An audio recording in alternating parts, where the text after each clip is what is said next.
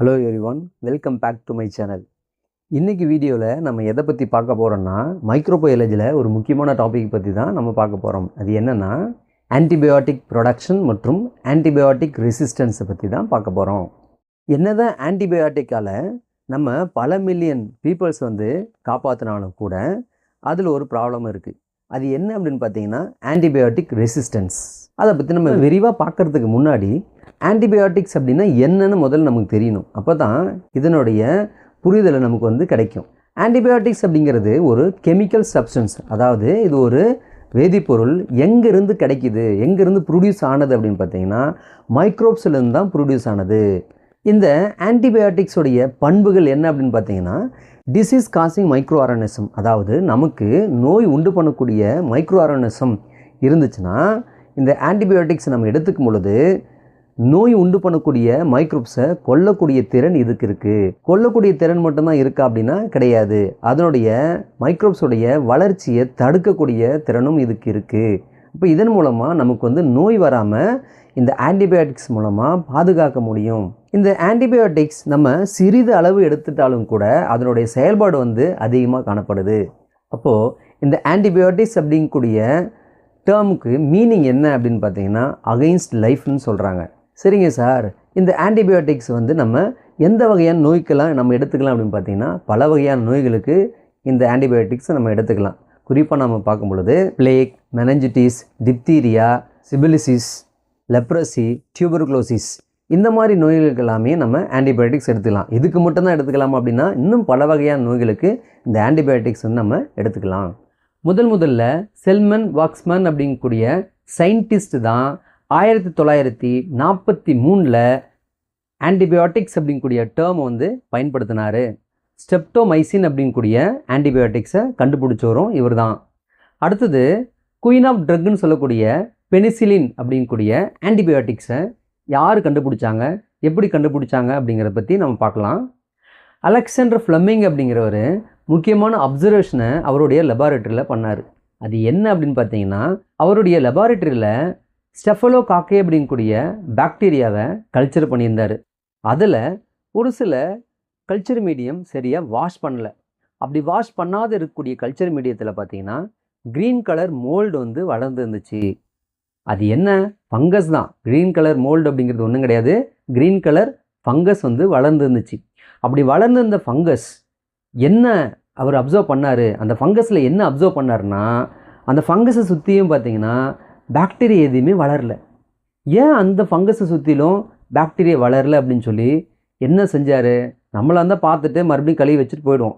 அவர் என்ன செஞ்சார்னா, அந்த ஃபங்கஸில் இருக்கக்கூடிய கெமிக்கலை எக்ஸ்ட்ராக்ட் பண்ணி நல்லா இருக்கக்கூடிய பெட்ரி பிளேட்டில் ஸ்டெஃபலோகாக்கஸ் வளர்ந்துருந்துச்சுல்ல, அதில் அந்த கெமிக்கலை இன்ட்ரடியூஸ் பண்ணார்.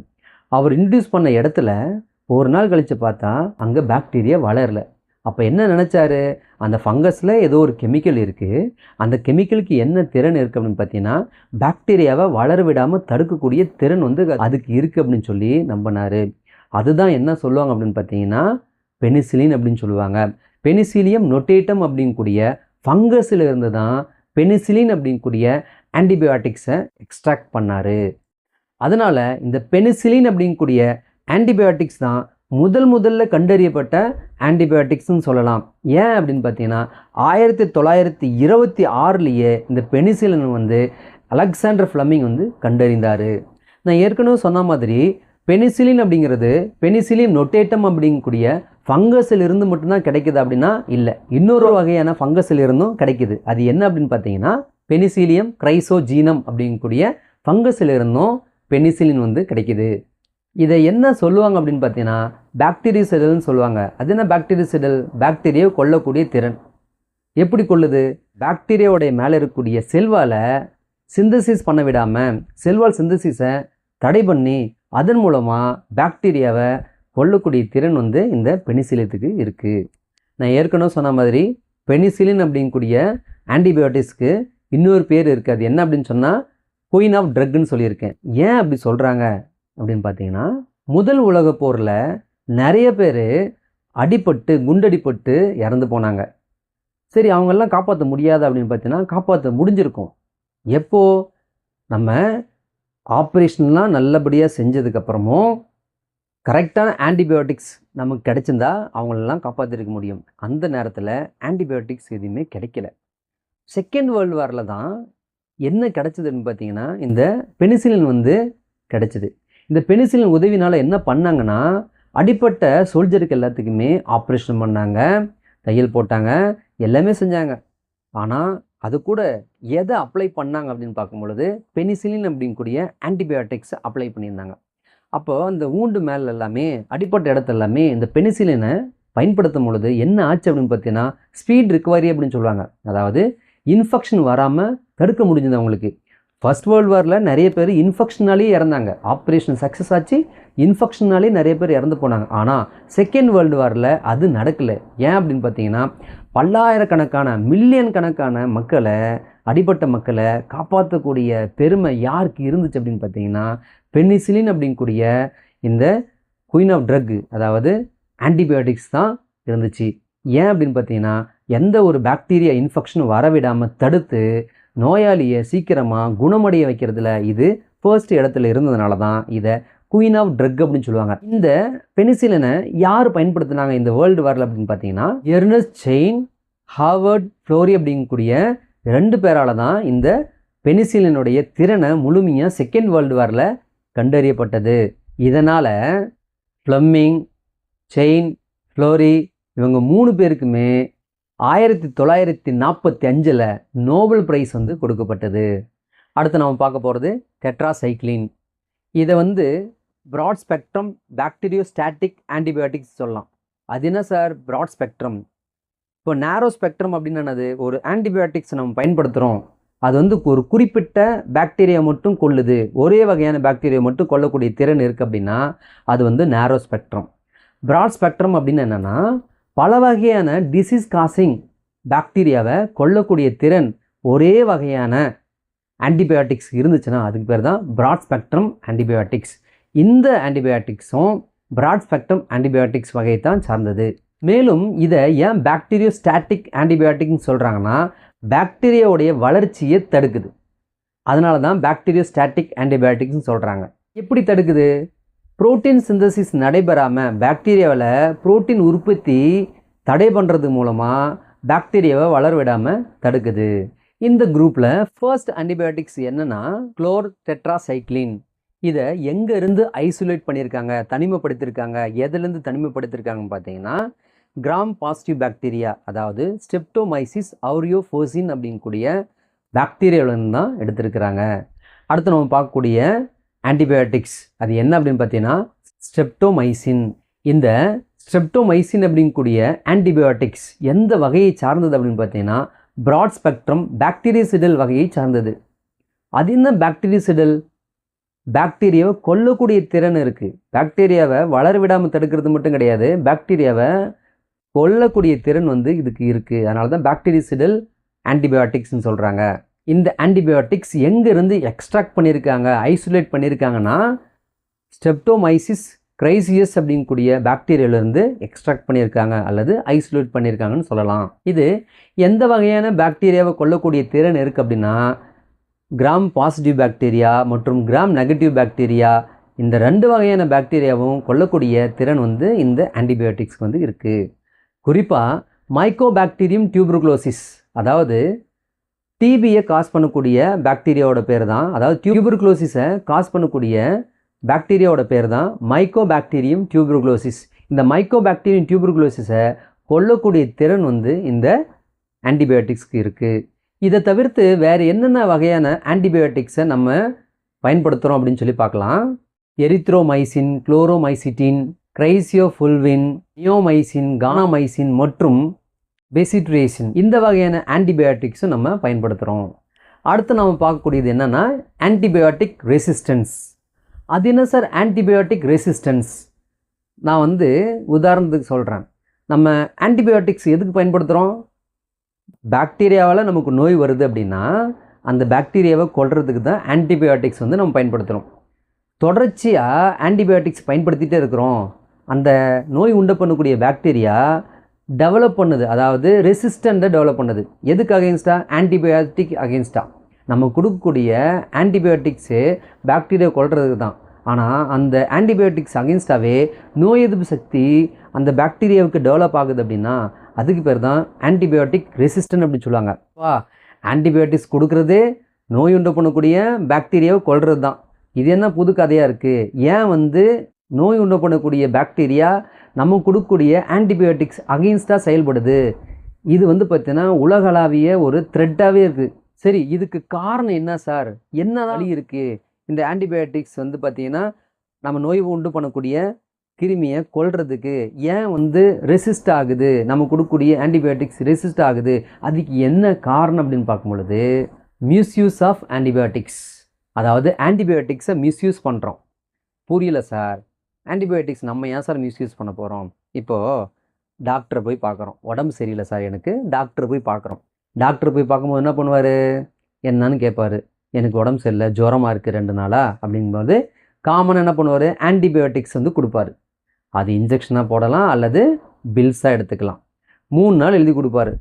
3 நாள் பார்த்தீங்கன்னா குணமாகலைன்னா மறுபடியும் பார்க்க சொல்லுவார். வேறு ஒரு ஆன்டிபயோட்டிக்ஸை மாற்றி கொடுப்பாரு. ஒரே வகையான ஆன்டிபயோட்டிக்ஸ் கொடுக்க மாட்டார். ஏன், என்ன காரணம் அப்படின்னு பார்த்தீங்கன்னா நம்ம உடம்புல தீங்கு செய்யக்கூடிய பாக்டீரியா இருந்துச்சு அப்படின்னா அதை அழிக்கிறதுக்கு தான் நம்ம ஆன்டிபயோட்டிக்ஸை கொடுக்குறோம்.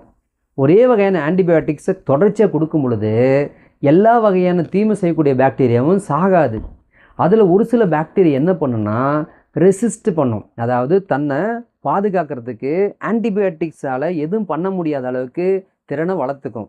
சும்மா சொல்லணும்னு பார்த்தீங்கன்னா குறிப்பாக நம்ம இம்யூனிட்டி மாதிரி அந்த பாக்டீரியாவுக்கு ஒரு இம்யூனிட்டி மாதிரி வளருதுன்னு வச்சுக்கலாமே. அப்போ நம்ம என்ன தான் ஆன்டிபயோட்டிக்ஸ் கொடுத்தாலும் அந்த பாக்டீரியாவை கொல்ல முடியாது. அதுதான் என்ன சொல்கிறாங்கன்னா ஆன்டிபயோட்டிக் ரெசிஸ்டன்ட் அப்படி சொல்கிறாங்க. இது எப்போ டெவலப் ஆகும்? ஒரே வகையான ஆன்டிபயோட்டிக்ஸை தொடர்ச்சியாக நம்ம எடுத்துகிட்டு இருக்கும் பொழுது ஆன்டிபயோட்டிக் ரெசிஸ்ட் டெவலப் ஆகும். இல்லை சார், நான் ஒரே வகையான ஆன்டிபயோட்டிக்ஸ் எடுக்க மாட்டேன் சார், அப்போ ஏன் டெவலப் ஆகுதுன்னா இப்போ நோய் குணமாச்சு, 3 நாள் நோய் குணமாயிடுச்சு. அடுத்து 1 வாரம் கழிச்சு அதே வகையான பாக்டீரியாவில் நமக்கு நோய் வருது அப்படின்னா மறுபடியும் அந்த வகையான ஆன்டிபயோட்டிக்ஸ் நம்ம பயன்படுத்தக்கூடாது.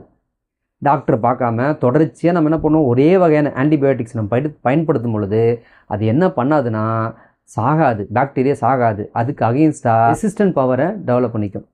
அதாவது அந்த கெமிக்கலுக்கு அகெயின்ஸ்டாக தன்னோட உடம்பையே மாற்றி அமைச்சிக்கும். இதுக்கு பேர் தான் ஆன்டிபயோட்டிக் ரெசிஸ்டன்ட். இது எப்போ நடக்குது? Misuse of antibiotics.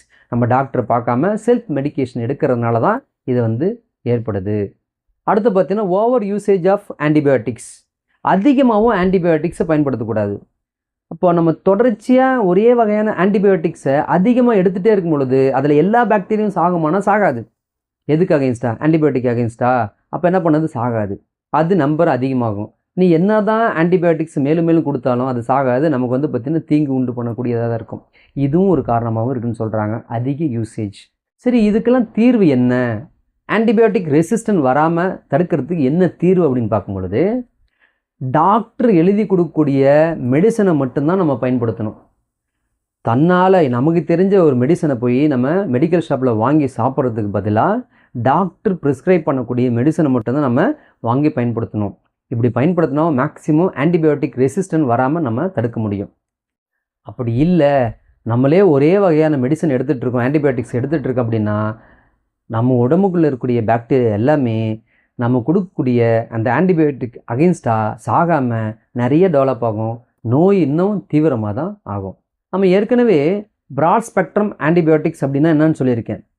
இந்த நேரோ ஸ்பெக்ட்ரம் ஆன்டிபயோட்டிக்ஸை நம்ம பயன்படுத்தலாம். என்ன சார் நேரோ ஸ்பெக்ட்ரம் ஆன்டிபயோட்டிக்ஸ் அப்படின்னா என்ன அப்படின்னா, இப்போது நமக்கு தெரியும் எந்த வகையான பாக்டீரியா நமக்கு டிசீஸ் கொடுத்துருக்கு அப்படின்னு சொல்லி. கரெக்டாக குறிப்பாக அந்த வகையான பாக்டீரியாவை கொல்லக்கூடிய திறன் ஒரு ஆன்டிபயோட்டிக்ஸ் இருக்குது அப்படின்னா அதுக்கு பேர் தான் நேரோ ஸ்பெக்ட்ரம் ஆன்டிபயோட்டிக்ஸ்.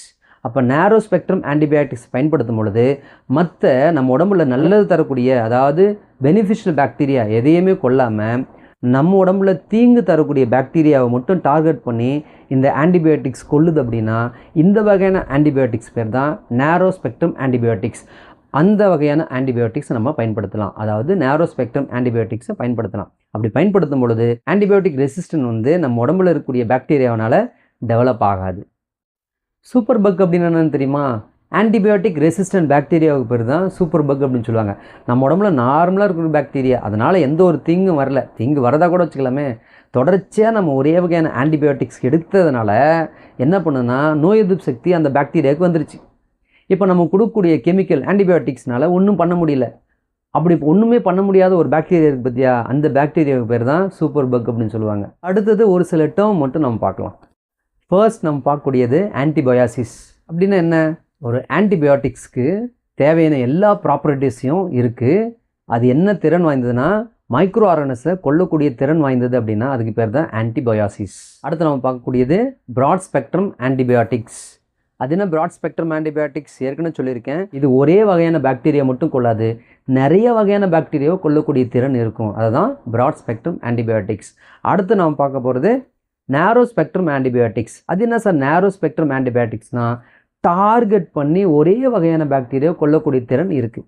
எல்லா பாக்டீரியாவும் கொள்ளாது, ஏதோ ஒரு வகையான பாக்டீரியா மட்டும்தான் கொல்லும். இதுக்கு பேர் தான் நேரோ ஸ்பெக்ட்ரம் ஆன்டிபயோட்டிக்ஸ். சரிங்க சார், கன்க்ளூஷனாக என்ன சொல்ல போகிறோம் அப்படின்னு பார்த்தீங்கன்னா, இந்த ஆன்டிபயோட்டிக்ஸ் அப்படிங்கிறது ஒரு உயிருள்ள பாக்டீரியாவிலேருந்து நம்ம எடுக்கிறோம், இல்லை ஃபங்கஸ்லேருந்து நம்ம எடுக்கிறோம்.